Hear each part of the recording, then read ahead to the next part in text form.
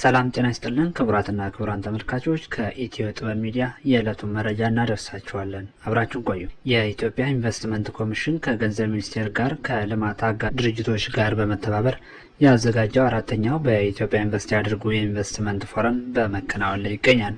ኢትዮጵያ ለኢንቨስትመንት ዝግጁ ናት በሚል መሪ ቃል መክፈቻውን ያደረገው ፎረሙ እስከ ነገ የሚቀጥል ይሆናል። ፎረሙን የፌዴራል ምክትል ጠቅላይ ሚኒስትር አቶ ተመስገን ጥሩነህ በይፋ አስጀምረውታል። በፎረሙ ላይ በርካታ ቁጥጥር ያላቸው ዓለም አቀፍ ባለሀብቶች፣ የንግድ መሪዎች፣ ፖሊሲ አውጪዎች እና የልማት አጋሮች እየተሳተፉ ይገኛል። የኮሚሽኑ ኮሚሽነር ዘለቀ ተመስገን ዶክተር ዘንድሮ በሚካሄደው አራተኛው በኢትዮጵያ ኢንቨስት ያድርጉ የኢንቨስትመንት ፎረም ከ2.6 ቢሊዮን የአሜሪካን ዶላር በላይ የሚያወጡ ስምምነቶችን ለመፈረም መታቀዱን መግለጻቸው ይታወቃል። በሌላ በኩል 9 ስደተኞች በጅቡቲ የባህር ዳርቻ ሞቱ። በጅቡቲ የባህር ዳርቻ አቅራቢያ ከትናንት በስቲያ የሰጠመ ጀልባ ውስጥ ከነበሩ ስደተኞች 9 መሞታቸውን ዓለም አቀፉ የስደተኞች ጉዳይ ድርጅት IOM አስታወቀም።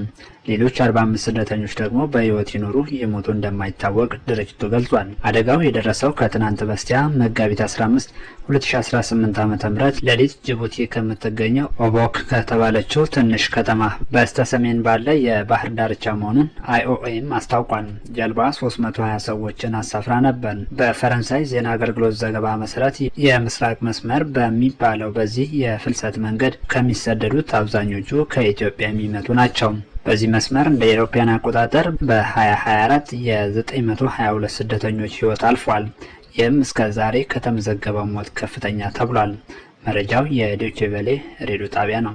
ተመልካቾች ለዕለቱ ያዝናቸው መረጃዎች እስካሁኑ ናቸው። ነገ በተመሳሳይ ሰዓት አዲስ መረጃ ይዘን ወደ እናንተ የምናደርስ ይሆናል። የኢትዮ ጥበብ ሚዲያን ሰብስክራይብ፣ ላይክ፣ ሼር በማድረግ ይወዳጁ። ጤና ይስጥልኝ።